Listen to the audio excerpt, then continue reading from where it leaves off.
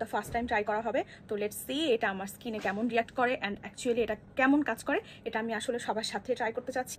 আমি স্টপ ওয়াচে টাইমটা শুরু করে দিয়েছি, এখানে টাইমটা চলতে থাকছে। আমরা এখন অ্যাপ্লাই করব। আমি প্রথমে ফেসটা অনেক সুন্দর করে ক্লিন করে নিয়েছি অ্যান্ড এটা একেবারেই ড্যাম্প স্কিনে দেওয়া যাবে না, কারণ হচ্ছে এটা অনেক বেশি পার্সেন্টেজ পিলিং সলিউশন থাকায়, এই যে 30% থাকায় এটা হচ্ছে আমাদের ত্বকের একবারে গভীরে যাক, এটা আমরা একেবারেই চাবো না।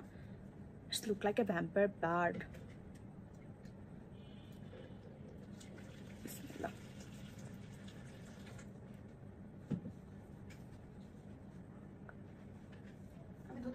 হুম।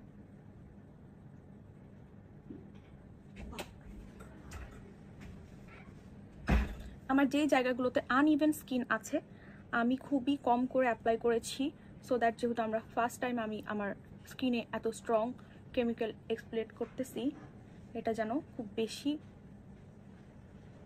রিয়াক্ট না করে। I am little bit scared also.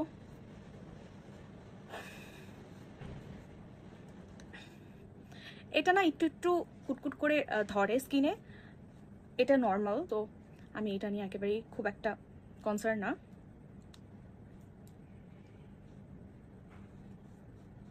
এখন আমি খুবই কম সময় রাখবো, আমি যেহেতু for the first time try করছি, আমি এটা 6 মিনিট 7 মিনিটের মতো রাখবো, এর বেশি আসলে আমি রাখতে চাচ্ছি না। অলমোস্ট 8 মিনিট হয়ে যাচ্ছে। আমি এখন ফেসটাকে ওয়াশ করে আসবো অ্যান্ড দেখবো যে ফেসটার কি অবস্থা। আমার এখানে একটা সিস্টিক অ্যাকনি আছে, তো এখন আমি ফেসটাকে ওয়াশ করে আসবো, ওয়াশ করে দেখবো যে ফেসের কি অবস্থা। এই তো আমি ফেসটা ওয়াশ করে এসেছি অ্যান্ড আমি দেখতে পাচ্ছি আমার স্কিন একেবারেই ইরিটেড হয় নাই। লাইক ইরিটেড হলে অবশ্যই রেড প্যাচেস অ্যান্ড অল সব কিছু পড়তো, বাট আমি দেখছি আলহামদুলিল্লাহ আমার স্কিন একেবারেই হেলদি আছে। এখন আমি একটা আমার রেগুলার ময়শ্চারাইজার, সেরাভির একটা ময়শ্চারাইজার দিয়ে জাস্ট হচ্ছে আজকে রাতের স্কিন কেয়ারটা করবো। আজকে রাতে আমি কোনো অ্যাক্টিভ কোনো সিরাম বা এক্সট্রা কোনো কিছু করবো না। ইভেন আমি কালকেও কোনো রকম কোনো অ্যাক্টিভযুক্ত যেমন ভিটামিন সি, রেটনল, নিয়াসিনামাইড এই কাইন্ড অফ কোনো কিছু ইউজ করবো না ফেসে, like moisturiser or serum or toner.